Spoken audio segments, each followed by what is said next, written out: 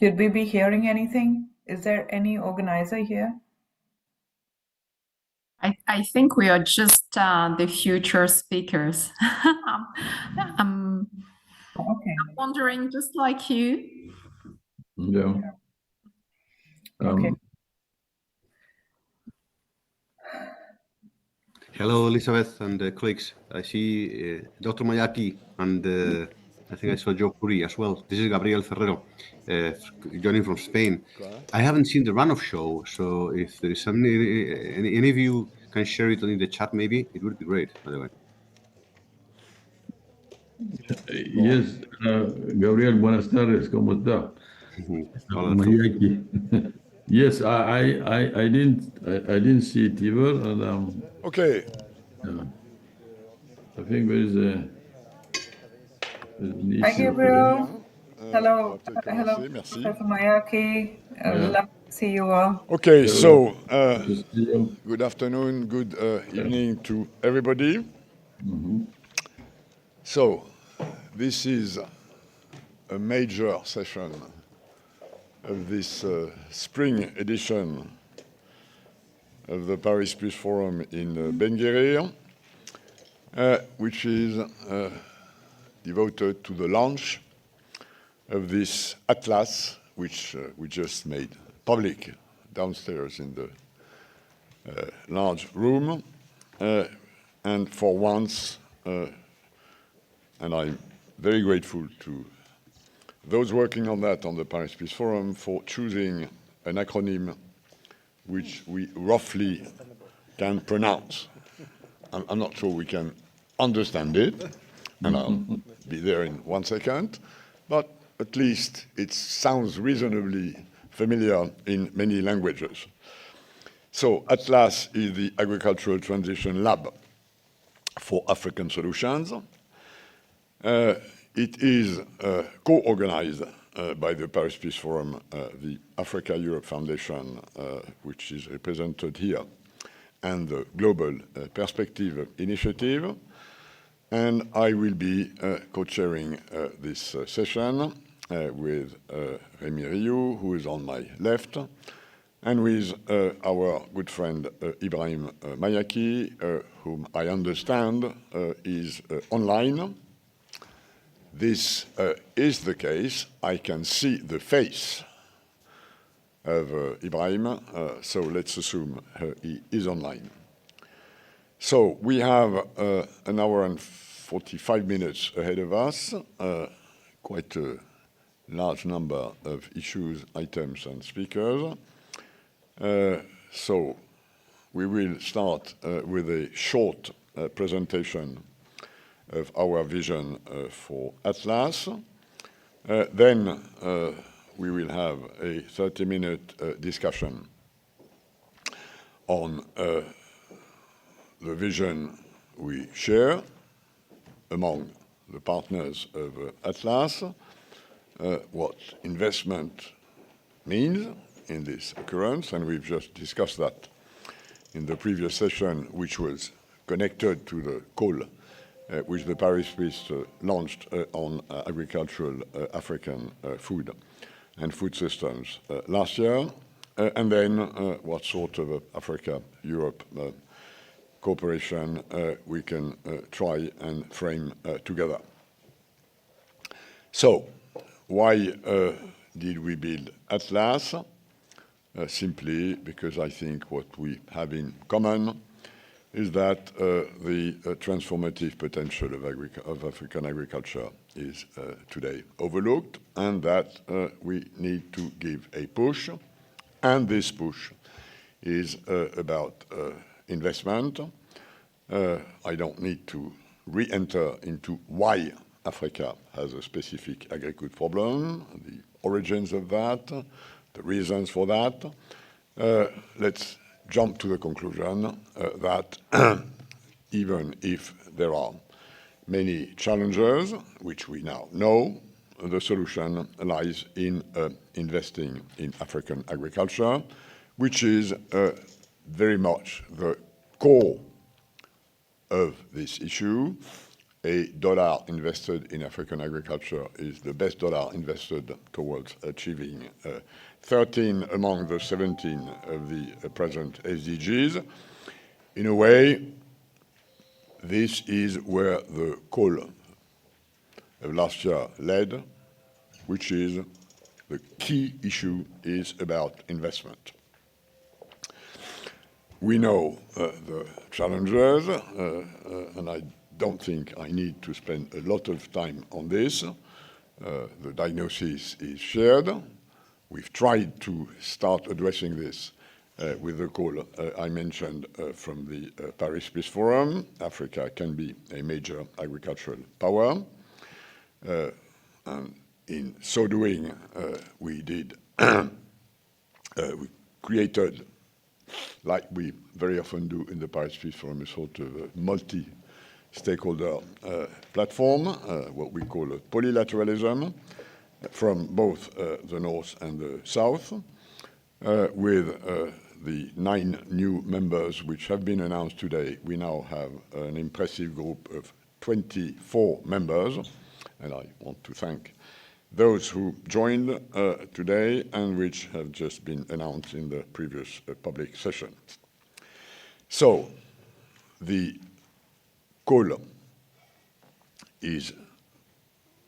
was what it was. It's now moving into a second step, which is creating a platform which the main purpose of which will to address this investment gap. And we want to do that, A, with dialogue, in order to make sure that we align not just our diagnosis, but the way we see how to move to solution and impact. And this will be the first stage of what this platform will have to do: align our understanding, our definitions, our agendas between what has to be done on the North and what has to be done on the South, and then trying to address what I think we agreed was a major issue, which is this investment gap. So, 2 core objectives: consensus on a shared, common agenda, and then investment priorities, which we need to not only advocate, but also try to identify in a way that properly mobilizes private and public or private-public finance. Focus should be in the priorities which we have identified last year in the call: soil health, fertilizer customization, all the areas linked to sustainable agriculture, and we've just heard again in the previous session that there is nothing like a contradiction, but on the contrary, a synergy between more productive and more sustainable agriculture in Africa, notably given the availability of new technologies that were not there 10 years ago, access to science, access to training for farmers, but we also want to address a bit more complex questions, which is this precise connection between sustainability and productivity, which is how should investment be prioritized in terms of the value chain: production, distribution, consumption, reusability, issues running about waste disposal, and so on, and what are the critical enablers for the transition. And we know, we've identified, and I think there is not much discussion about this, that it's a rather complex setup of innovation, of infrastructures, of policy changes, and where we believe we can bring something specific is on how to promote North-South cooperation in this area. Let's now move to a discussion which will be divided into 3 themes, and we roughly have 30 minutes each. The first one is about advancing priorities and building political alignment. That's one. The second one will be about raising the level and the efficiency of investments. That's the second one. And the third one will try and dwell into how we can move forward a Africa-Europe systems partnership. For each of these themes, one of the co-chairs will give a few introductory remarks, and then we will open the floor. You have received questions. Questions will be on the slide. So if that's okay, and unless there is a request for observations, comments, I suggest we move to this part, which is now deep diving into the substance, starting with the theme number 1, which will be introduced by our good friend Ibrahim Mayaki, whom I want to wholeheartedly thank, A, for being with us, and B, for once more, accepting to carry with us a bag which we see dear to his heart, given his responsibilities on the African continent. Ibrahim, the floor is yours. Okay, thank you. Thank you very much, Pascal. It's a pleasure to be here, and I would have loved to be present, but I couldn't for logistical reasons. And at the same time, I just wanted to make a small precision, but the chairperson of the African Union Commission, who was invited, instructed me to represent him in addition to the invitation I had. So point number 1, I think this initiative is pertinent, is opportune, and comes at the right moment. Whenever I attend the meetings of the G7 Working Group on Food Systems or the G20 meetings, there is a reiteration of food systems transformation being at the top of the agenda. Well, it's a continuation from the UN Food Systems Summit, and it's in line with the African Union prioritization of food systems transformation. And as you all know, when we went to the UN Food Systems Summit, we had a common African position, which highlighted our priorities. Point number 2, we have had instruments that have been implemented with quite a lot of difficulties, some successes, some failures in the last 20 years. Since Maputo in 2003, we designed CADEP, and then 10 years after, we designed Malabo. And the difference between CADEP, which was the first strategy in agricultural transformation, and Malabo, which was the second one in 2014, the main difference was the opening to multi-sectorality. CADEP phase 1 was monosectoral, looking at agriculture as one sector, and Malabo was multi-sectoral, opening to soil, to nutrition, etc. So 10 years after now, in 2024, we are working on post-Malabo. And the priorities of post-Malabo are consistent with the priorities of a common African position on food systems. But there is an addition, and the addition, I wouldn't call it an addition, there is a precision. And the precision is about the focus on the small-scale farmers who produce 80% of the food we eat. In post-Malabo, which is ongoing, we don't envisage food systems transformation without focusing on the enabling environment for the small-scale farmers. And evidently, when we talk about the small-scale farmers, we also need to realize that they are the first financiers of our food systems. Now, investment will be absolutely necessary, given the levels of implementation of a 10% target of public resources allocation to food systems.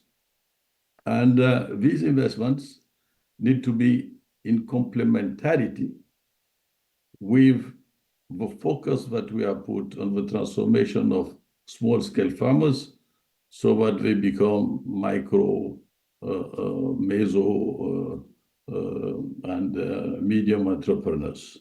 So that's my other point.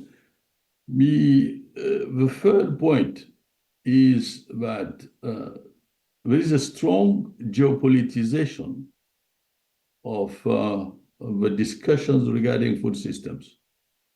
So even the discussions on the investments are being geopoliticized. So this initiative is pertinent because it can uncover the issues of geopolitization that can blur the discussion regarding food system transformation and investment.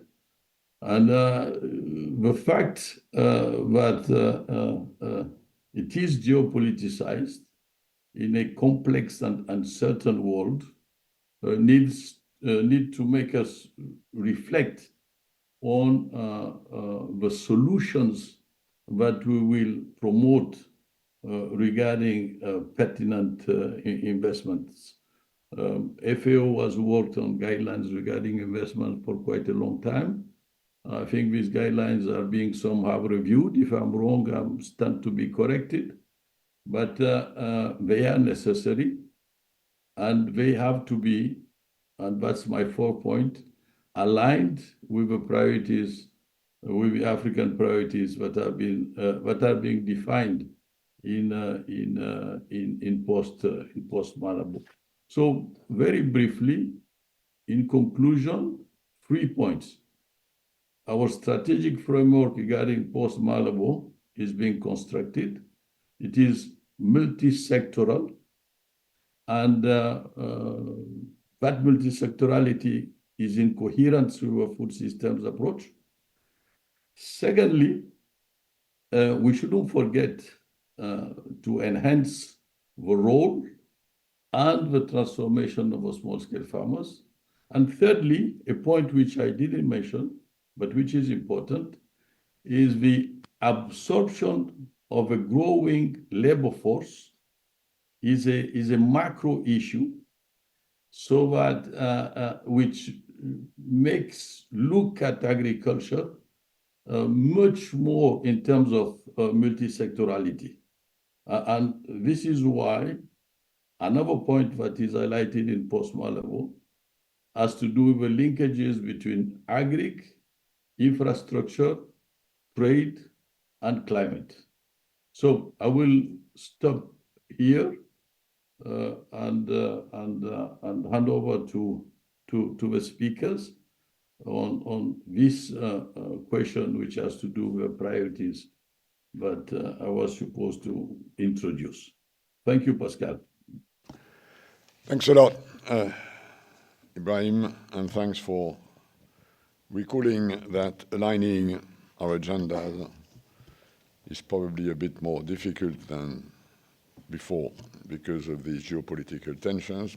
But I'm also of the view that because of these geopolitical tensions, it's probably even more important now to align our agendas. So we have this short list of questions, and we have a first batch of participants to address them. We have 6 of them in this first batch. Hamadi Boga from Agra, who was with me in the previous panel. Mohamed Etiti from OCP, who's of course a big name here. Abir Lemsefer, you also were with us in the previous panel from the Azura Group. Jacques Kimani from Kappa,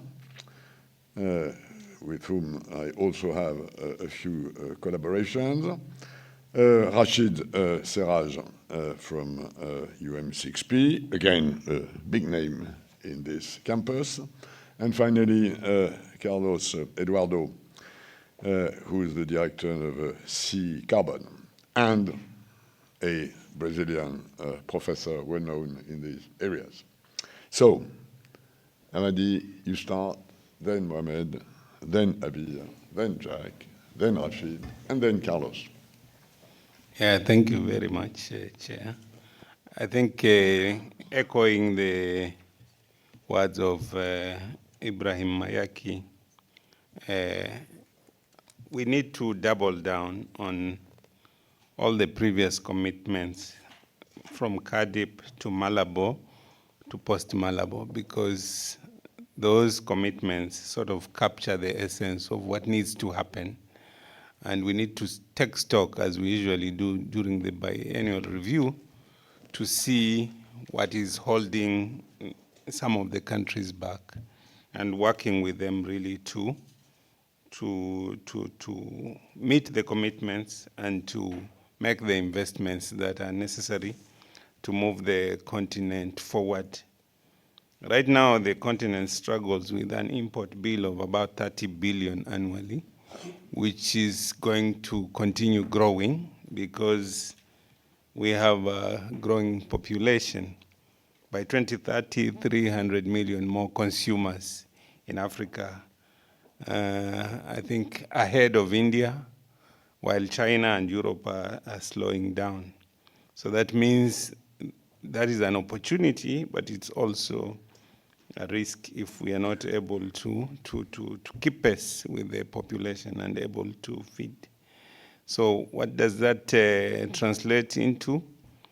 This, for us at AGRA, working, of course, closely with the African Union, we continue supporting African governments with creating the right enabling environment for investors by having the right policies in place to support the sector at a system level.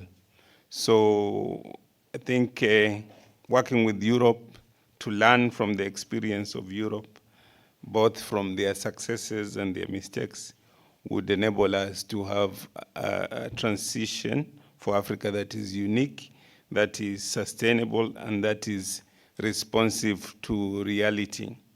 And of course, one of the things that the African investment should also generate is jobs for the young population that is eagerly looking for jobs, most of which have to come from the agriculture sector. It also means creating policies and systems that will attract the private sector so that they can create those jobs locally through value addition and agro-processing within the African continent itself. Right now, we are working with the African Union and other partners to develop what is known as the African Food Security Plan. And it's an opportunity also for Europe to work with us around this Africa Food Security Plan, which is identifying food baskets across the continent and trade corridors. And some of the limiting factors that sort of hold back Africa internal trade, the FCTA, apart from developing common standards and rules for trade, also the infrastructure investments that are required for mobility. I was talking to one of the permanent secretaries in Kenya, and one time they had tried to export tea to Ghana, and it had to go all the way to Japan before it could be rerouted to Ghana. It arrived 3 months later. So working around mobility also within Africa, even as we look at external markets, the population is growing in Africa. So facilitating trade through investments in infrastructure is something where we can work together. And then most important is the issue of research, development, education, and extension. Because we are dealing with smallholder farmers, extension is absolutely vital, but it must be supported by a strong research and development ecosystem with a feedback loop. Unfortunately, the investments are very low, and I think partnerships in this area with Europe, with European universities and research institutions, of course leveraging the CG centers, which has joined as a member in this forum, is very critical, because without investing in R&D, the whole ecosystem will not have the proper support. Recently, I read an article whereby, for example, China has surpassed investment in R&D, has surpassed the US, and it's reflecting on their side in terms of agricultural development. And I think the same should be talked to about Africa. Thank you. Thank you very much. Let me just remind that we are running a bit behind time, and we have 2 other batches of 6 speakers on the 2 other topics we have on our agenda. So please, if you can move your contributions to the standard of 2 to 3 minutes, that will help us keeping the necessary collective discipline.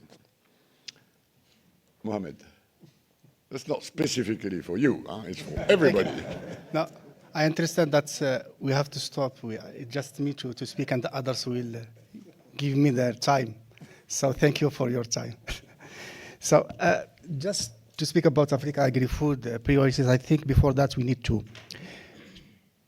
be sure that our actions are on the whole value chain, to be sure that the projects in the end, on the downstream, will de-risk the other projects in upstream. Once we are sure, we can categorize our action in 3 axes. The first one will be increase the production.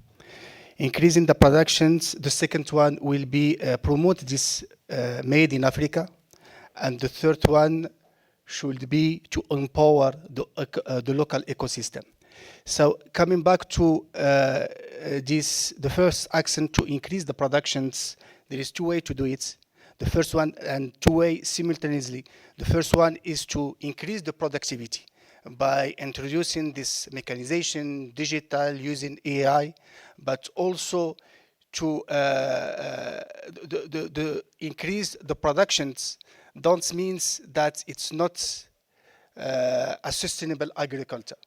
By doing a sustainable agriculture, and now we are assisting to that, carbon farming, carbon sequestration, carbon avoiding, but also well nutrient management by doing the customization will help us to do both. Increase the production, but also doing it on a sustainable manner. And this is what we are doing throughout our carbon farming. You know, for the farmer now, by doing the carbon farming, it can increase his productions, but also decrease the costs. In the same time, he's lessen the impact on the environment. That's because he's using less nutrients, and he's sequestering a lot of carbon by following this advice.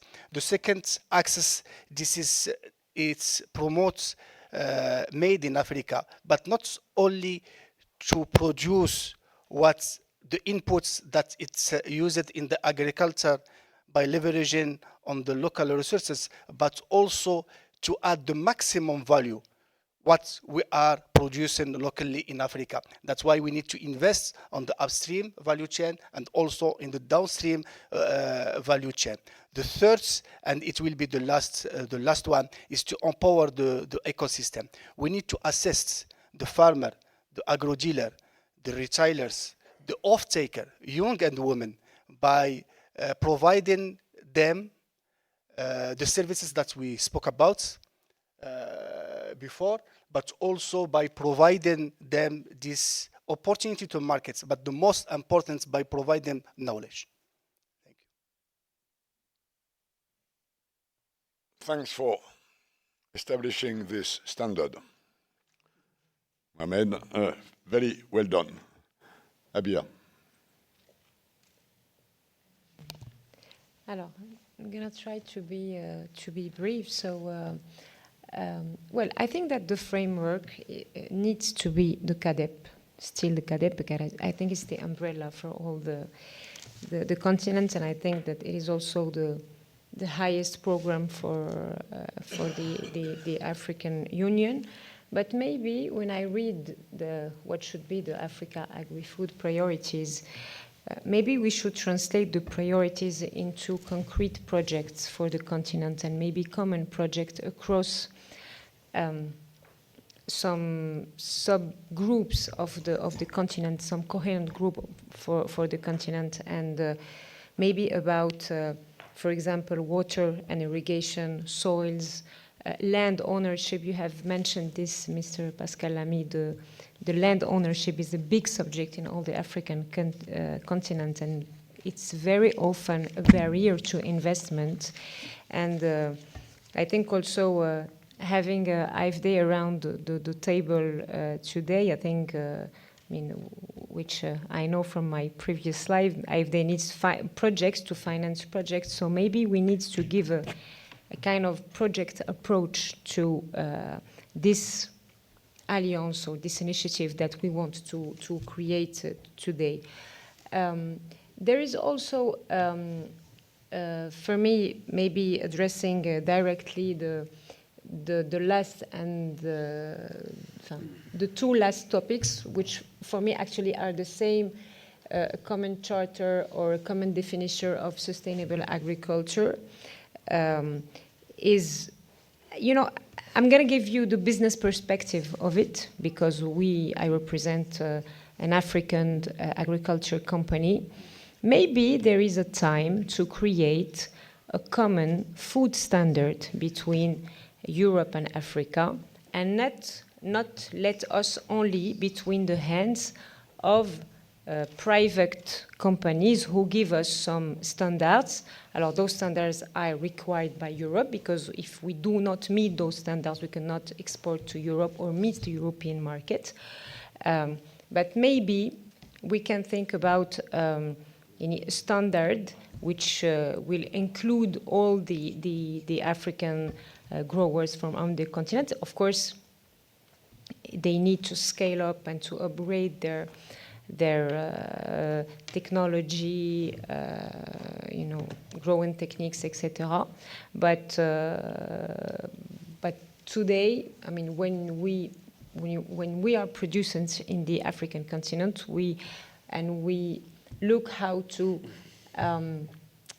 achieve or meet the North standards. We only have private labels, and we don't have anything held at the level of the countries.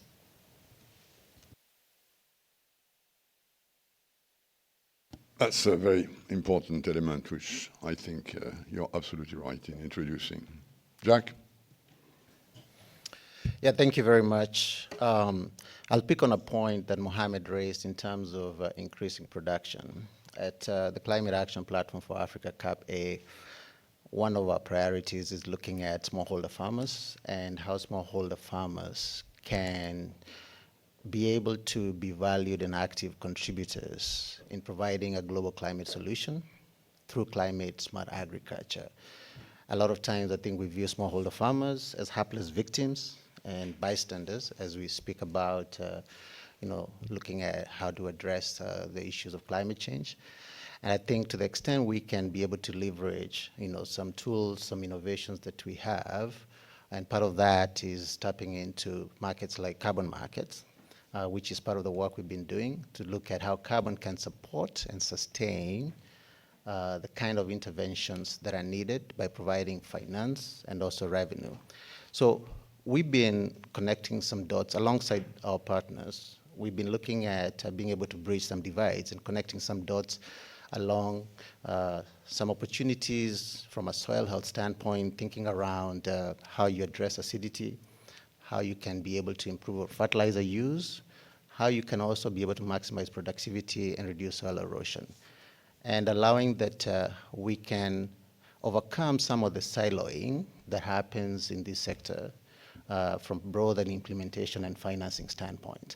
So we generated some insights in thinking around some climate smart interventions that could be brought to bear as a way to enhance production, but in the process also making a contribution towards the fight against this crisis, the climate crisis. And in the process as well, generating innovative financing and allowing that you can build business models that go beyond public and philanthropic funds to support the kind of interventions that are needed so they can have scale. They can be able to go beyond the reach that public and development finance is able to achieve. And so in thinking about some of those interventions, some of those levers, and we all admit that one of the greatest levers in terms of improving yields within the continent is ensuring soil health. And we've been thinking about, okay, exactly what in soil health do you need to be doing to enable that you can enhance on crop productivity? And so things around opportunities that come from green and organic fertilizer blended with biochar. There's an opportunity for the continent to be able to tap into that and be able to generate carbon finance from the sale of carbon credits from biochar, thinking across opportunities on enhanced rock weathering that do bring in also additional carbon financing and help in addressing acidity, and some context-specific interventions like agroforestry that can also add on to crop productivity, reduce soil erosion, and by and large improve on soil health. So one of the opportunities in terms of a priority thinking how a collaboration between Africa and Europe can enable the testing of some of these, shaping and testing of some of these ideas, which are already in implementation and still being adopted in at varying scales, and allowing that can be tested in different settings and to be able to validate, their usefulness in terms of not just feeding the continent, but then again, by being able to improve on in production, you're able to start thinking around how you move up the value chains in terms of enhancing the farmer incomes and livelihoods. Thanks, Jack, and again, thanks for remaining in the right tempo. Rashid? Thank you very much. Well, job easier somehow because a lot has been said already, so I'm just trying to maybe fill the gaps. The first point I'd like to refer to and refers again to the CAADP priority areas because it's still valid, and it's the point about improving agri-research technology dissemination and adoption. And being here today at UM6P, you're all welcome to this discussion. I think we're in the right place. So we care about R4D, and one of the major pillars of our strategy here is sustainable intensification. I think it's been said already, but the approach here is that we're not trying to start anything from scratch, but building on the agenda and the momentum that has been done already over the years, trying to fill the yield gaps. A lot of the productivities in the major food baskets in Africa still have huge gaps in terms of productivity. That's the focus. And we're building a strategic alliance with CGIAR and other partners to get that done. So we're not starting anything from scratch. We're going to work with CG centers across the continent and putting people on ground. Most importantly, being also an academic institution, I'd like to highlight the importance and the role of academic institutions. UM6P, among others, we're working, for instance, with all the African academic network. We have just joined recently the ARUA, the Africa research universities, major role to play in here. And just to mention a quick example that gives a bit of hope, it is a tremendous program for building capacity. Africa needs, according to the EU, about 100,000 PhDs. We're not going to do that overnight, but our plans right now with Everywhere to work on 1,000 PhD per year. And UM6P has just joined that, just to give a bit of hope. Finally, I will end up with this. The point I'd like to bring about, it's good to talk about research, R&D, and science, but we need to bridge that gap between science and policy. And this is, as being a member of the HLPE on food security and nutrition, I'd like really to strengthen and emphasize this point, a very important point to bring the science and policy interface. And maybe just to link to that is the Montpellier process. Recently, there has been this meeting between the CG and the University of Montpellier, bringing all these panels of experts and trying to bridge that gap. And I think this can add up probably to this great initiative of the Atlas, if we could link up with that Montpellier process and trying to come up with an overall integrated scheme for bringing the science and policy interface. Thank you. Good. Carlos. Thank you very much. Well, Rashid, you said that everybody mentioned. For me, it's even harder now because I'm the last one here. And I'm very happy to be here. Thanks very much. I'm not from Africa. I'm not from Europe. So I come from Brazil. And you probably know that till 1970s, Brazil used to import food. And now we are happy to export food.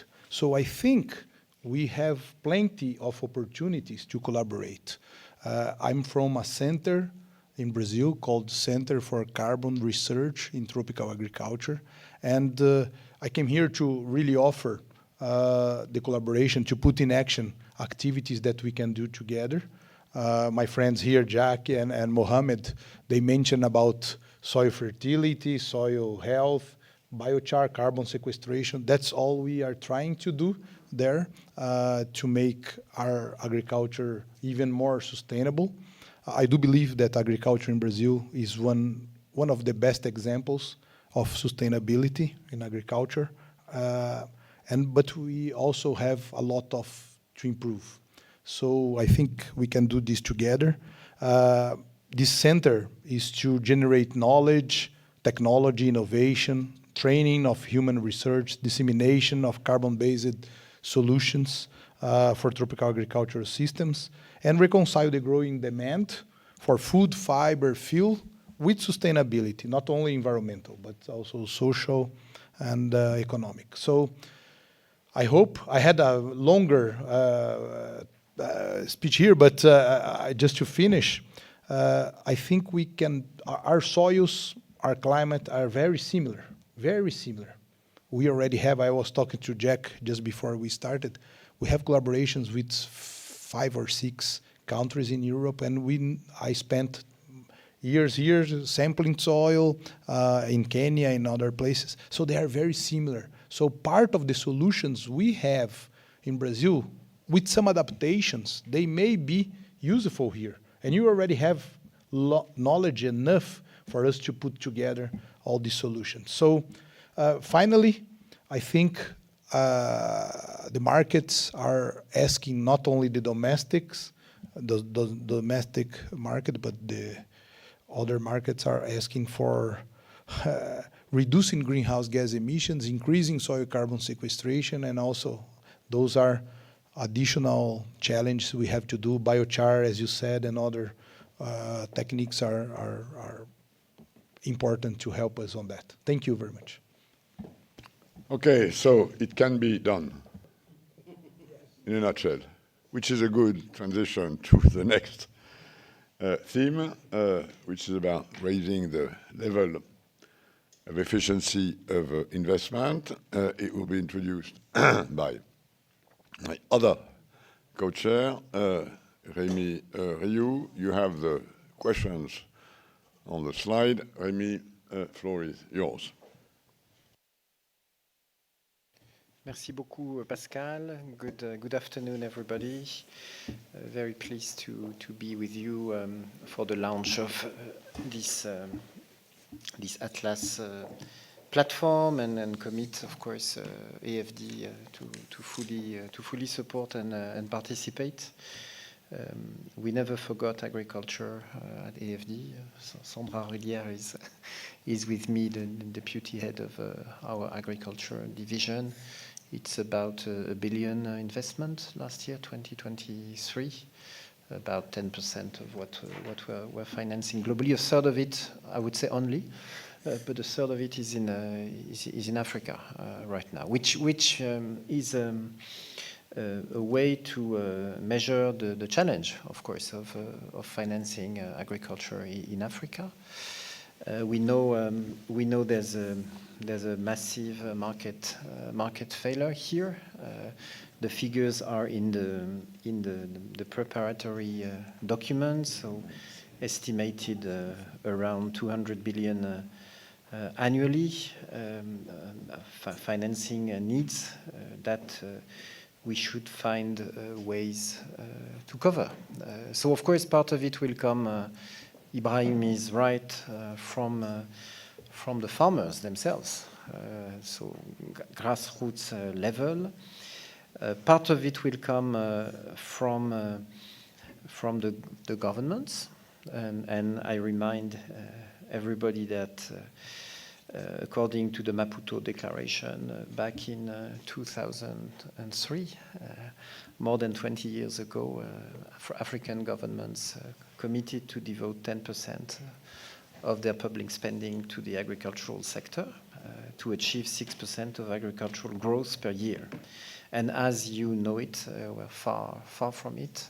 Only Ethiopia and Malawi reached that threshold, meaning well, most of the governments are still missing that target. So we have to find a way to reconcile local small investments, public policies and spending, and my point is there's an urgent need of more financial intermediation to better leverage these resources, and also an urgent need of financial innovation. Maybe carbon markets or innovative schemes could happen over time. And on this, of course, and I think I was surprised reading the documents and hearing the panel before. I'm always surprised the invisibility of public development banks, which is strange because you know that, I mean, they are not perfect, but I mean, IFC is here, Amadou, the African Development Bank, is here, and we have many colleagues, of course, at national and local level. But if I'm right, and if I'm following the MasterCard Foundation Finance Learning Lab, about 2/3 of formal financing of agriculture comes from public development banks. So how could we miss 2/3 of existing capacities? And of course, just to better mobilize, leverage them. So it's always the same. We only think they're the government on one side with their budget, insufficient, and the market on the other side. And we know that there are hundreds, about 530 if we're right, institutions in between. And not against private, I mean, not against governments, just to serve the government and connect with the markets. So this is the reason why we launched a few years ago in Rome a coalition on sustainable food systems, gathering as many public development banks as possible. We identified 45 pure players of agriculture finance, as big as, you know, ADBC, of course, in China, or NABARD in India, but there are many of them in Africa as well. I want to mention la Banque Nationale de Développement Agricole in Mali, le Crédit Agricole du Maroc, la Land Bank in South Africa, the Malawi Agriculture Industrial Investment Corporation, and many others that merit, I think, more attention and more capacities and more financing. And I want to thank, I think IFAD is maybe online or in the room. I want to thank IFAD for hosting the secretariat of this coalition. And I think you made, well, maybe you will tell us, but you made quite a significant progress since 2021 when we launched the initiative in Rome, of course. So just not to oppose the different financial institutions, but really trying to bring them together as a seamless. I was in Brazil, of course, recently, and then we know from BNDES to all the other public banks the importance of this infrastructure for the Brazilian economy, including agriculture. BRDE was with us recently, and of course, with the flood that affected the southern region, we know you need counter-cyclical financial capacity to help pass that very, very difficult and tragic phase for Brazil. So maybe I stop here, Pascal, and give you the floor back. Thanks, Rémi. And thanks for reminding us that investment banks are about investment. It helps. Okay, so again, still behind schedule. Sorry about that. So we now have another batch of 6 short interventions reacting to this set of questions. Amadou Hott from the African Development Bank, Josnia Puri from IFAD, which was not just mentioned by as the African Development Bank by Rémi, Sheikh Oumar Silla from the IFC, again mentioned, Younes Adou from OCP, Christian Stammkuter, if I'm right in pronouncing your name, from Danone, and Mrs. Amsadeh Mengitsu from the Gates Foundation. So, Amadou, your floor. Thank you very much, Pascal, for the opportunity. Just quickly to remind everyone that Feed Africa is the second pillar of the 5 pillars of the African Development Bank strategy. Extremely important. The bank does about $2 billion a year. Majority of the investment is going into the public sector. We are lending to the government and government-owned entities towards the government meeting the 10% annual budget. And as Rémi mentioned, we are very far from that. So it is extremely important for us to do more, that the governments decide to do more in agriculture. Without that, we cannot move, because our investment in private sector into agriculture is very small across the board, I think, in all MDBs. And there is a way to increase that. Maybe we won't have time to discuss that today. But first, the governments have to really have the political will to do it. And we see that now with the Ukrainian crisis, with the inflation. Across the board, all African governments want to do more in agriculture. It gives us a great opportunity. At the African Development Bank, we are doing 2 major things. One is what we call the Technology for African Agricultural Transformation, TAAT, which provides crops, the right crops, fertilizer, helping with water to African countries so that they can produce more. And that program was very successful in Ethiopia with wheat production. In 4 years, Ethiopia has become now a net exporter of wheat, thanks to that program that the bank put forward for Ethiopia. And then second, what we call the special agro-processing zones, where we are helping government build the infrastructure in many zones and invite the private sector to really sort of produce, but more importantly, transform locally so that we can move up the value chain. Local transformation is also extremely important. At the Dakar Summit last year in January, we mobilized the 34 heads of states and governments, where the governments undertook to really execute with the bank and all the partners what we call actually the food and agricultural delivery compacts, where the government say, this is what I want to do, these are the resources that we need, and where the financiers, us and others, undertake also to support the government.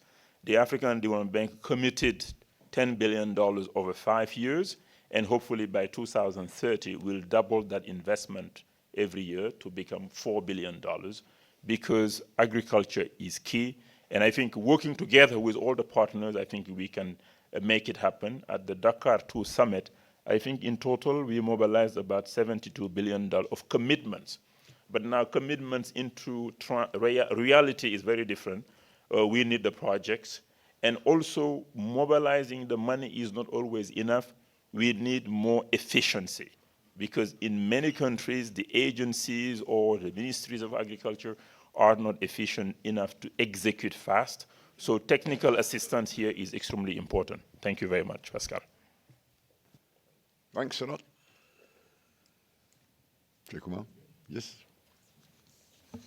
Okay, thanks, Amadou. And I would say on IFC side, of course, we use, I would say, all the tools, the financial, tool that we have. But what really makes us being more transformative in the sector is really working, to build, sustainable, supply chain. And I can take the example of what we have done, with OCP in Côte d'Ivoire on the rice sector by having, I would say, an anchor, off-taker. It's really helped us, to support more than 4,000, rice farmers. And we can see the result that it has. One thing also which is fundamental, to today is really to use technology and digital, and we are really pushing in this area. We are setting up an Africa Agri Accelerator program, which really help us now to help, I would say, put some risk-sharing facility at the level of the bank by having, some aggregator and de-risking totally, the risk perception that the bank has. And we have some example what we did in Senegal, and now we are doing one in Morocco and in Egypt. What really is important where we have, to I would say to invest is not really magic, but is really on the soil, management, and really here is really, have the right, processes, use of climate, smart. Water saving again is totally, critical here. With, of course, the appropriate, irrigation, and then after that you have the creation of the market, because most our market are quite, fragmented. So we really have to use the AFCTV, but we have to create the size, that will able, to absorb the cost and have a direct impact on increasing, the revenue of the farmer, because this is, the end game. And really all across, I would say, the value chain, what is very clear is the commitment as well on the gender agenda as a direct as well, impact on the productivity. So this is very important. And I will just, conclude with what Amadou said is this is not the work of one institution, it's really by collaboration. So thank you, Pascal. Pardon, merci beaucoup. We now have Yovchech Puri from IFAD, who's online with us. Thank you very much, and it's really a privilege for IFAD to be here. I am also going to take a cue from everyone. I'm going to keep my remarks extremely short. I think as Remy very rightly said, one of the key things that we are trying to do at IFAD is first increase the role of intermediation. That is clearly very important because there is a market failure, and that's something that we are really keen to try and mitigate. So on one side, there seem to be resources. PDBs or public development banks by themselves have approximately $2.5 trillion amongst themselves. And yet, so they have those resources, but clearly the needs of Africa are huge and very much in the ballpark, and it's really important that we try and make those markets. IFAD is very proud to be and very privileged to be hosting the PDB platform, and we've got currently approximately 130 members that go across 100 countries, 98 countries. But overall, in terms of increasing the efficiency, we are recognizing that there are key things that have come out in our own conversations and discussions with public development banks. Public development banks themselves require capacities to understand as to how they can increase financing for conservation agriculture, how they can really direct financing towards agroecology, and also on measuring economic and social impact. And this becomes really critical when we recognize that smallholders only receive 1.7%, and actually the latest numbers are even more sobering, 0.8% of all climate finance. So clearly we have a challenging path ahead, but we have to overcome this because we've got no choice. I think the important thing is recognizing that even as we are working with, say, Benedez in Brazil, or we are working to catalyze new markets, and we are working also very closely with AFD.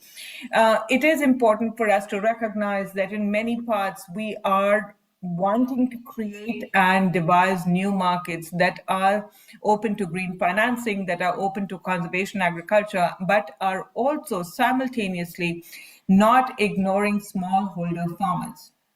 Because smallholder farmers in Africa produce approximately 70% of the overall food needs.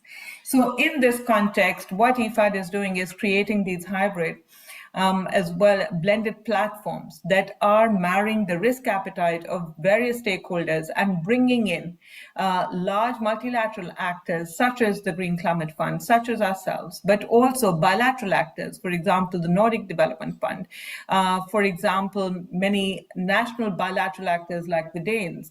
And we've put together a new blended finance platform called the ARCAFIN, which is the Africa Rural Climate Adaptation Financing Program, which is approximately $200 million and goes over 4 countries. And it is primarily through platforms such as these that we are able to recognize that there are different strengths that are available for us to put together. So with Equity Bank, who have the KYC or the Know Your Customer protocols, we are combining our forces in terms of blending finance, but also working very closely and together with a regional bank on the ground to create green credit lines, green markets, and marrying the appetite of investors to create these bankable projects, which are clearly very important, but which really take away what's called the sludge in the system by marrying our risk appetites and our financing appetites.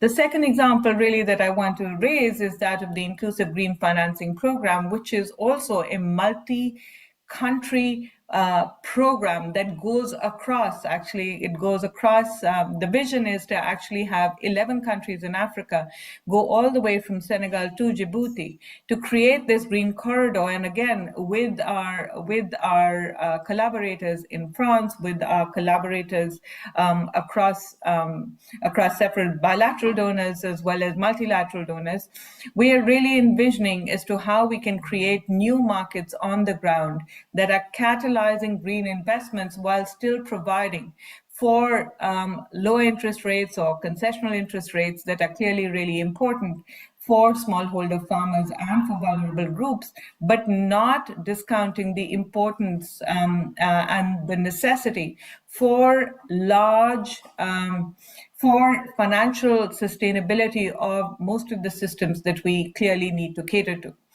With the private sector financing program, which is a non-sovereign operation part of IFAD's overall operations, we are targeting subnational entities that are able to work very closely with off-takers and aggregators on the ground, but are also able to work very closely with us to create tracking and tracing systems that can both help us to understand as to how the benefits of carbon markets can be communicated and can be can be shared with smallholder farmers on the ground, but at the same time, make it really profitable for private sector investors to come in, whether these are small private sector investors or large commercial investors that are interested in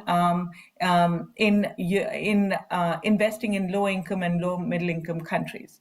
The key challenge in all of this is really recognizing that we've got to take a portfolio approach which is not transaction by transaction, but is really able to bring together the investors on one side and the opportunities and the bankable projects that we are recognizing on the other. With that, back to you, Chair. Thanks very much. Again, very clear, short, crisp contribution. Younes, your turn. Thank you, Pascal. I think that part of the answer of this question lies on the spirit of this event, by the way, and the DNA of the Paris Peace Forum, because when we consider Paris Peace Forum, we think of alliance and collaboration, and we can all work together. So for me, in order to address the chronic underfunding of the agriculture space in sub-Saharan Africa, I believe that we need to work all together to be able to provide the most adapted answers to the different needs or the challenges that the different stakeholders are facing locally. And in this regard, we at OCP and through Innovex that I happily represent today, we have launched a platform back in October 2023 during the annual meetings of the World Bank that is sponsored by OCP and IFC, that is all about how we can de-risk value chains in sub-Saharan Africa. So this platform is not a traditional investment fund, it's first and foremost an incubator. We take a value chain, we assess that value chain in order to better understand the challenges that the different stakeholders are facing locally, and on the basis of the findings, we incubate projects in order to de-risk the full value chain. So we do not focus on one specific link of the value chain, whether it is upstream, midstream, or downstream. We go through the whole value chain and structure different projects across the value chain in order, once again, to de-risk the full value chain. And by doing so, we are quite sure that we'll be able to mobilize much more funding and address this question of chronic underfunding of the value chain and the food systems. I just would like to jump on what Abir mentioned when she reflected on the standard that we need for the food systems. I fully agree with you, and I will also add standards on the carbon. We talked about carbon markets. We have so much opportunities in terms of carbon here in Africa. And we're talking about a quite nascent industry. And let's not leave Africa out of the discussions. We definitely need to have a standard where Africa will have its say so that we make sure that we can capture as much value as possible when we talk about pricing of carbon credits. And when we talk about food security and food systems, the link with the climate change and how we can address this climate change is evident. It's quite clear. So for me, when we address food security issue and how we can increase the financing of the food systems, at the end of the downstream, you have the carbon aspect and how we can decarbonate and create much more value and have an impact for the local communities. Thank you. Thank you very much. Christian? Yes, thank you very much. So very happy to share a bit the perspective of an off-taker, as we're collecting, every day milk together with our partners from 200,000 farms in Africa, serving 500 million consumers every day with dairy products in different food forms. First, for me, there is a good news when I look at Africa, agriculture in Africa, particularly coming from dairy farming. The yield in Africa is so low that improving, the efficiency in principle is easy. And when you improve yield and efficiency, the benefit here, it comes with a carbon benefit and it increases the income of smallhold farmers. And as I think some of my colleagues said, Africa is very different from some other countries. When you transition, you have to transition smallhold farmers. And that's, on the other hand, while I'm very optimistic with yield improvement, the challenge is not to transform a couple of large farms. It's to transform hundreds of thousands, millions of smallhold farmers that every bank would define as non-bankable. So if I need financing for a new line, I don't have a problem to get financing, right? It's Danone, so I don't need, I go to a bank, I get financing. But getting financing for smallhold farmer today is the big issue, right? And we have run programs to prove that if you transition, through genetics, educating farmers on soil health, helping them on, water security for the cow because no water, no milk, right? So giving them access to a higher quality feed that they can plant, that the model is working, but you need to finance the transition. And whenever we have conversations today, everyone understands it, but where we're banging right now a bit on doors is how do we do it, right? Because they're saying, okay, I'm willing to give you 50 million euro if you want, but you need to be the guarantor. But I'm not a bank. I cannot basically take millions of euro and give it to a smallhold farmer. I mean, my shareholders would never allow that. I'm not even having a license as a bank.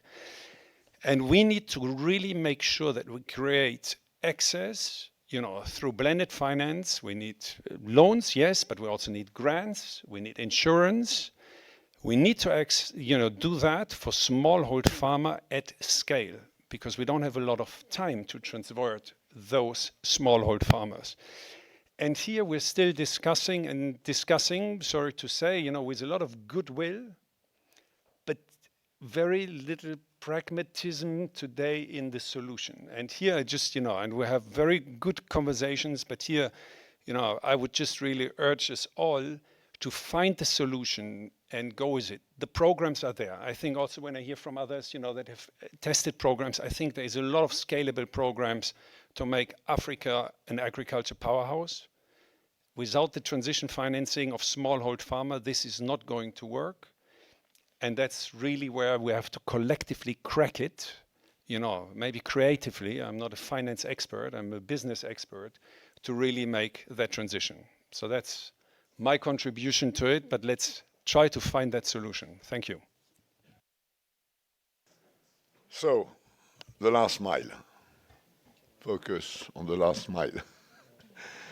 Last, we'll hear from Amsale Mengistu, who's online with us from the Gates Foundation. Amsale. Thank you so much.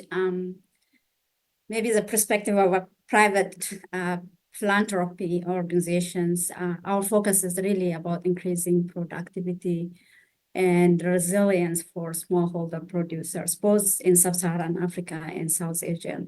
What does that mean? We work across the value chain, from upstream research to downstream delivery.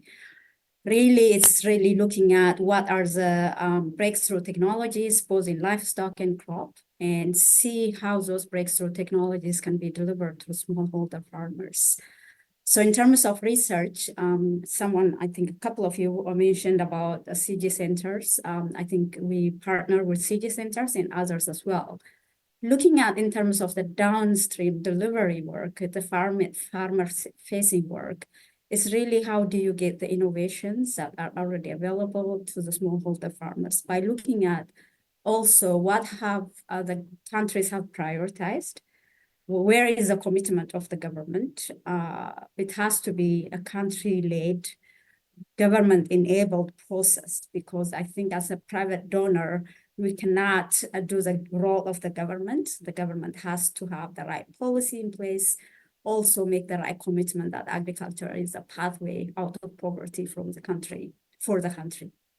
Based on that, in addition to investing in technologies, what we do is really looking at what are the binding constraints in terms of system. Seed system is one, and how do you make sure that the right varieties reach the smallholder farmers? Advisory is another one. How do you make sure that the smallholder farmers have access to agronomic practices and advisors, especially using digital? That we also are looking at soil health. I think a couple of you mentioned soil health. I think it's a very important aspect of the transformation. and the market. Is the market working for smallholder farmers? So those are really the areas we are working on. We look at also policies. Really, government usually changes policies. It's really about providing evidence and data for policy work. And looking at also not only as a country, but within even the country, the sub-regions within the country, looking at what's the comparative advantage. If you look at an example of Ethiopia, wheat only grows in certain parts of Ethiopia. And Kenya, if you look at even the productivity of maize within Kenya, certain counties have a good production compared to other counties. So looking at that and making sure that also we work with others, because within us a foundation who is investing more than $500 million a year on agriculture, even that is a drop in the bucket. It's really partnership becomes very, very important for us. We have been working with most of you on this panel and in this meeting, and we will continue to do that. And I think really looking at the binding constraints of the smallholder farmers and trying to address that in a more holistic way is where the foundation is investing in terms of agriculture. Thank you. Thanks a lot. So not just by coincidence, also on the last mile. Okay, let's move now to the last and third theme, the questions of which will appear on the screen in 1 second, and which will be introduced this time by both Ibrahim and Remy. Before the last batch of 6 speakers, let's listen first to Ibrahim and then to Remy, who will share the introduction, and then deep immediately into trying to answer the 3 questions you have on the slide and which I don't need to repeat. Ibrahim. Okay, thank you, Pascal, on a very important subject. So I'll start by contextualizing. I think there are 3 characteristics regarding the current context in which we are. The first one is we are entering the beginning of a post-ODA period.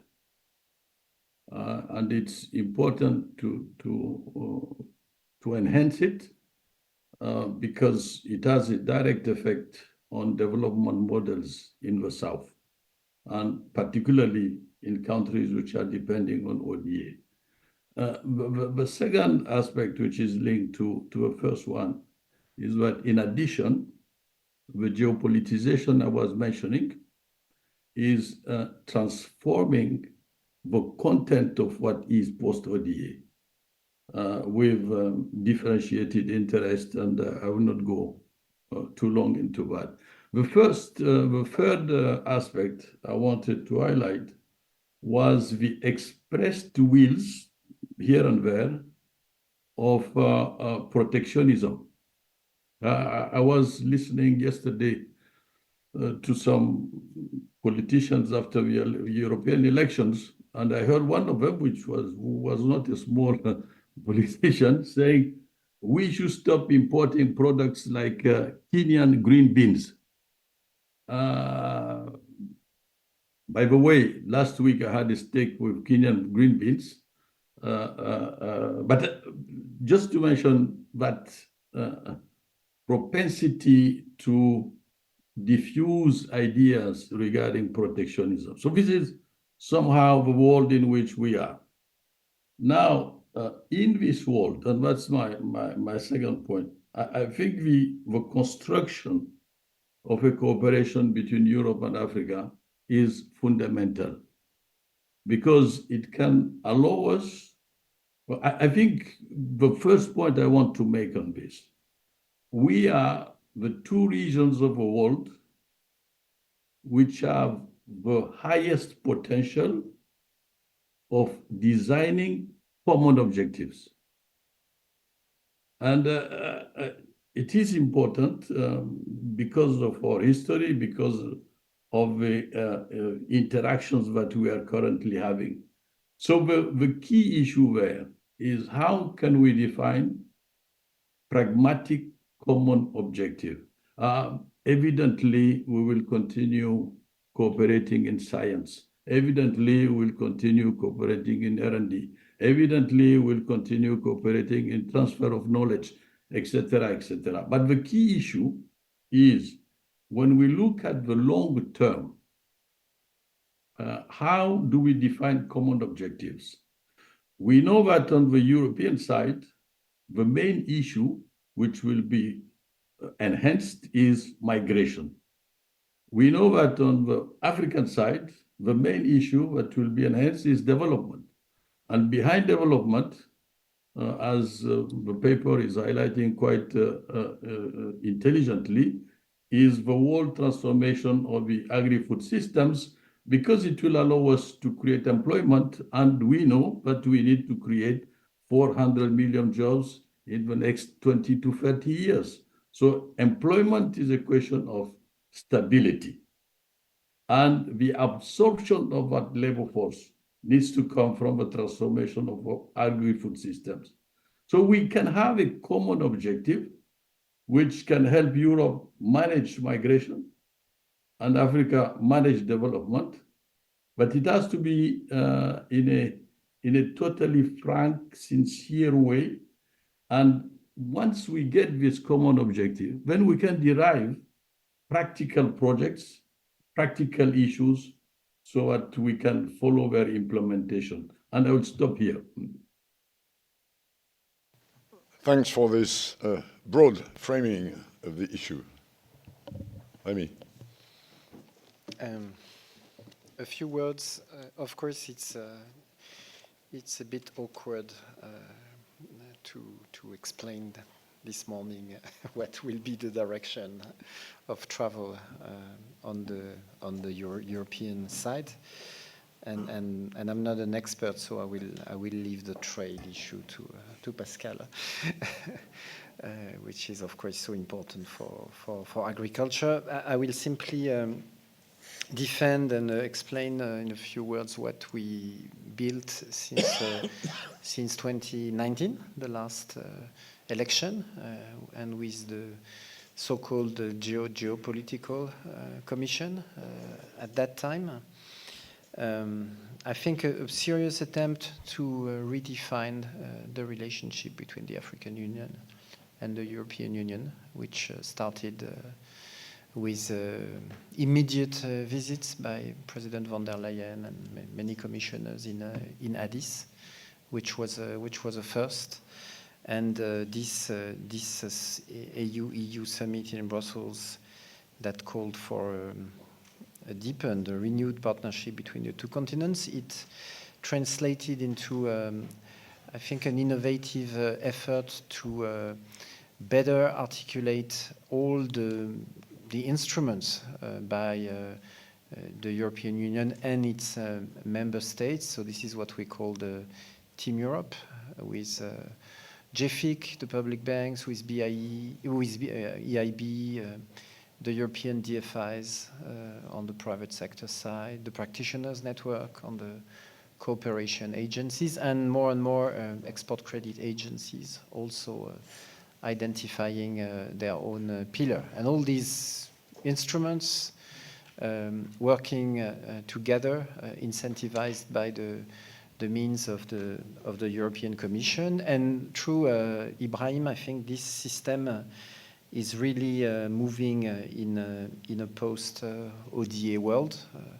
One example, which is a bit painful, but which will happen, is the use of guarantees, which is not really recognized as ODA, but which the Commission put a lot of resources behind. Of course, it's dangerous to pass from an ODA world to, well, we don't know exactly, because we lost our anchor, and we need to affirm a new one, a new referential that would be more open to private investment, that would be more at the scale of what we are talking. And this was the purpose of this Global Gateway initiative that was launched at that time. For next phase, my plea would be, and the discussion will start soon with the new European authorities, maybe to have a bit more attention to agriculture than in the previous period. We had a few good examples. I mean, the Commission allocated, I think, 750 million a year for the Great Green Wall. We also had this work on plant-based proteins, also launched in 2022. Elisabeth Clavieri de Saint-Martin probably will explain what's happening on the research side with the DESIRA program. CIRAD is implementing, but I would say it's not necessarily at the size of what we are discussing today. So of course, in the end, it's a bit of a competition. So I hope the Atlas platform will forcefully engage the new Commission and all partners in Europe. Thank you. Okay, again, starting from the big frame. So I'm told that the Moroccan Minister for Economy and Finance, Nadia Feta, will be speaking very soon in the plenary session, which is the closing session. So we will have to accelerate if some, or at least most of us, want to attend this contribution. So I'll ask the 6 speakers to be very short. Elisabeth Clavieri de Saint-Martin from CIRAD, Research Center on Agriculture. Mrs. Ranaivo Zanani, who's the Vice Chair of the African Europe Foundation. Mrs. Rhoda Berger, or Berger, from Global Perspective Initiative. Patrick Dupont, who was with us in the previous session from the Boston Consulting Group. Charles Kleinerman from ICARDA, another research center on agricultural in dry areas. And finally, Désiré Assogbavi from the One campaign. I would like this session, which it's 5:40, to end, if possible, in 12 or 13 minutes, if possible. I hope, and I count on your contribution. Elisabeth, you start. Okay, I will try to keep it short. It won't be difficult because Ibrahim and Remy said everything I wanted to say. I would just try to perhaps put some optimism in this discussion because in France it's quite a special day today. So let's try to see that all the assets we have in this relation we managed to build between the European Union and the African Union because it's working. And I was in Brussels just 1 month ago, speaking with DG INPA, DG RTD, doing research, and they were very happy with the cooperation we managed to bring. And as CIRAD, we are just a small platform, a small enabler, but I would like just to convey that we can do things together. So perhaps just to recall, first, we have an institutional framework which is working. And the institutional framework, it's the roadmap for FNSSA, which is Food, Nutritional Security and Sustainable Agriculture, between the European Union and the African Union. And inside this roadmap, in 2023, we decided to have an additional innovation roadmap or action plan. And all this is not just declaration, because we managed to really draft projects, declaration, and involve scientists from both continents to work on it. I would like to recall that the topics of interest for the joint work we made between the research of the European Union in agronomy and the research made by African colleagues is defined together. It means that it has to be concrete, convergent point. And I would just like to illustrate one point on this. African colleagues keep on asking us about jobs. It's true. That's a very important point for them. And we have to include this into research. But on the other side, we are stronger and stronger in advocating, we European, that we can build on their experience and adaptation to climate change for Europe. I'll just give you one point. For instance, in France, Pyrénées-Orientales, which is the southern department of France, has the same climate today for and is having this for 3 years than Mauritania. So we have to learn very rapidly how to manage in France agriculture with Mauritania hydrometry. And for this, we need you. That's very simple. Good. That's pretty clear. I would just like to talk about the Desirat, because Desirat has to yes, do but climate change. I'm sorry, but I need to ask you to conclude, Elisabeth. Okay. Thanks for understanding. Holly, your floor. Thank you very much. I'll be very brief. I think just 3 points from the Africa Foundation. First one is really looking at the commitments regarding to both institutions, African Union, European Commission. I think it's important to know that there's been progress already within the agri-food partnerships, looking from resilient food systems, but as well the sustainable agri-food value chain. But I think for us, it's important to kind of track the progress and monitor these commitments, understanding, of course, what has been done, what we're going, looking at the delivery, but as well looking at the gaps, what has been missing. And that's where I think there is an opportunity for all of us to kind of collaborate and also make sure that within the next political cycle and the different change of leadership in Europe, but as well in Africa, it's important to put that greater focus around sustainable agri-food systems and, of course, looking at food security and food sovereignty. Second point is very much looking at the different frameworks and aspirations that I think Ibrahim Mayaki already mentioned around the Malabo Declaration, around the Africa Common Position on Food Systems, but also looking at how this is actually aligned with the different EU actions. So many instruments that Remy already mentioned, from Global Gateway to Samoa Agreement to Team Europe Initiative, but we need to make sure that how we actually have that balance in terms of the action, what is done, what is needed as well within the African priorities, from capacity building, technical assistance, to as well, of course, looking at this deficit in terms of investment that is needed. And final point, back to the investment, back to the finance, is very much looking at opportunities, I think looking at the driving the climate finance really towards agri-food systems. So right now, when we look at the figures, it's around 2 to 3% of the climate finance dedicated to agri-food systems. So we need to basically piggyback on the momentum that has been done, looking at the COP28 declaration on food and agriculture.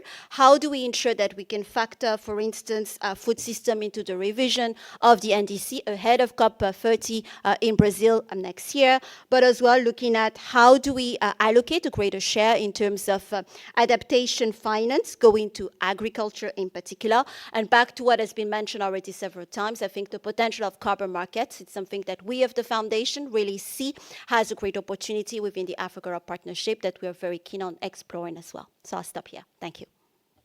Thanks very much, Holly. Rhoda. Thank you. So yeah, as you said, I'm heading the Global Perspectives Initiative and a dialogue platform for Europe-Africa relations and cooperations based in Berlin. So of course, we focused a lot on Germany here. So maybe I'll say a bit about the perspectives of Germany. Well, a lot has been said in general. One point I would like to highlight was the innovation part that we've also been discussing at our last roundtable on agricultural progress and to advance food sovereignty that took place 3 weeks ago in Berlin, where some of you also participated.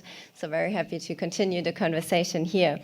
Yeah, we had an important part on leveraging innovation and new technologies to really transform the productivity and profitability, and really to find efficient solutions, pragmatic solutions, as you also highlighted, especially for smallholder farmers, and to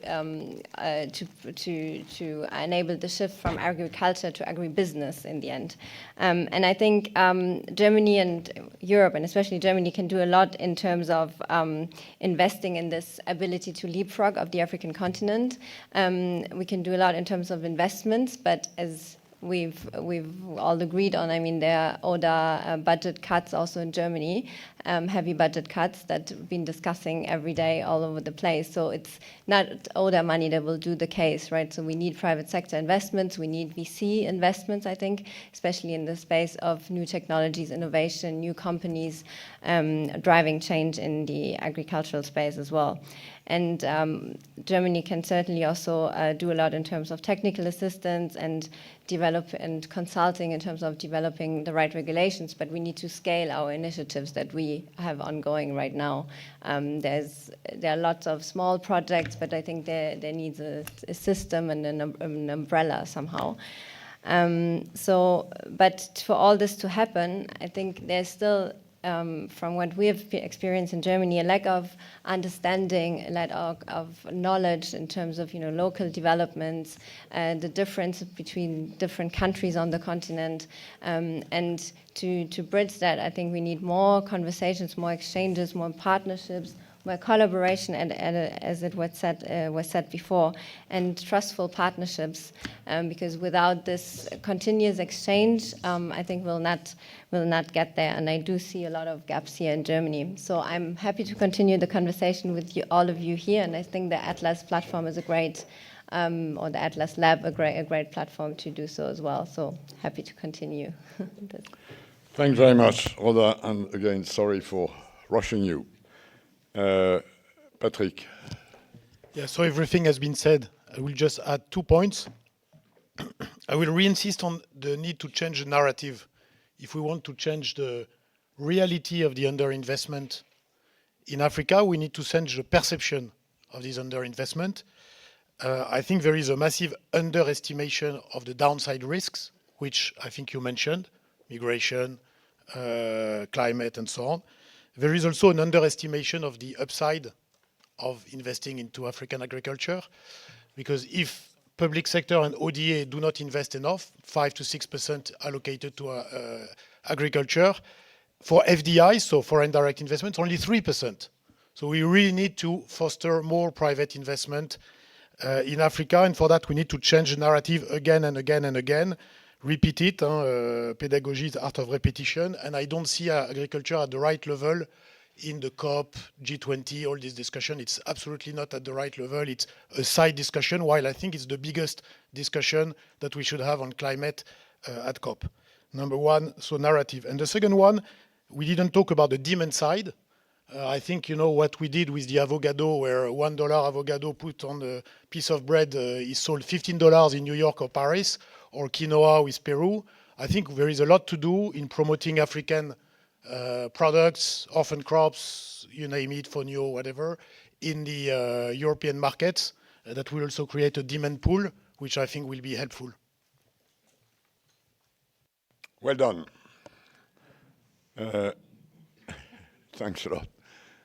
So, Charles and Desiree, before I do not conclude, and we move downstairs. Much. As you said, a lot have been said. I mean, first of all, hello from my new AMD, Isman, who cannot be here because she's in Brazil for System Council, with most of you represented there, and Pascal is also the board chair of IFPRI, one of our sister centers. I'm here to represent for the CGR, not for ICARDA as such. I mean, we are talking by one voice now, in a certain way. But what I wanted to say is that we have the Abidjan Declaration 2. We have the action plan of Abidjan. That was a call made by Adesina, who called all the director general of the CG centers and come to Abidjan now because we have to talk together. We all have to be based in Africa and work for Africa. And what I do see with the relations with the EU is a problem of level of funding not reaching, coming to farmers. Most of the funding, and that's the same for the CGR and things like this coming. only maybe 3 or 4% of the total funding is reaching farmers. And that's a real problem. And we need continuity in funding and long-term funding. You cannot do research for development with short-term 3-year cycles or 4-year cycles. This is infeasible, and you need continuity with farmers. Because farmers, when they give you the belief, it's not easy to get, but you can lose it very quickly. And then they will not do any change. So that's really important. And I think with the colleagues here, the World Bank, Gates, GIZ, a lot of things happening. Question is the next generations of scientists. There is a huge gap coming in Africa, a huge generation gap. And the reform of the extension services is needed, but we cannot stop those kind of institutions that will be there and will continue to be there and are covering countries. And Africa cannot be divided. And that's the message to the EU. North Africa is part of Africa. Good. Striking. Short. Désiré. Thank you, Mr. You Chair. have the privilege I have 6 the points. last speech. I have 6 points, but don't worry, I only mentioned one. The only one that was not touched. It's more about, since we are talking about partnership, it's more about the framework of the partnership. We are in presence of 2 parts, the European Union and the African Union, which represent both countries technically. And this is actually towards the African Union, and I'm glad there is special envoy here. The African Union is still a very purely intergovernmental organization. So far, technically talking, is really not able to speak on behalf of the continent, while the counterpart has a certain supranational level to be able to have the authority. Now, if you put both together, you see that you have a kind of unequal discussions. And my proposal is that, and I really support the very recent proposal of President Ruto, who now has the charge of reforming or continue the reform of the African Union, to give more power to the African Union so that the AU can represent the continent. So you don't have 54 head of states going and talking about their country, because this is what we see in all the cooperation going on. All of them are talking about their country. So my proposal is to make sure that we give more power and more authority to the AU Commission so that we have a kind of more equal discussion in a kind of harmonious framework. That's what I want to add to the discussion. Thank you, Mr. Chair.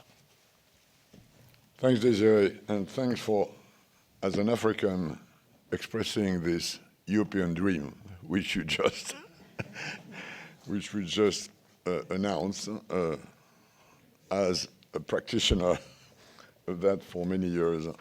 I wish your hope would come true at some stage.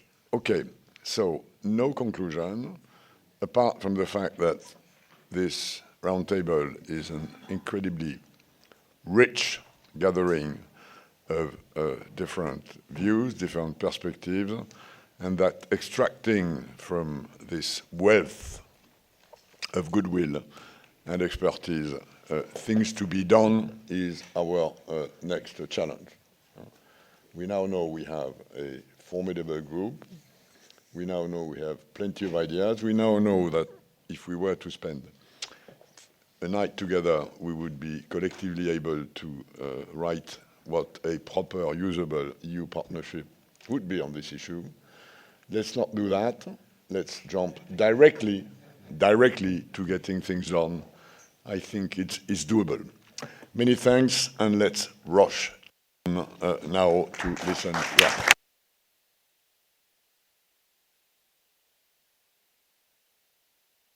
Thank you.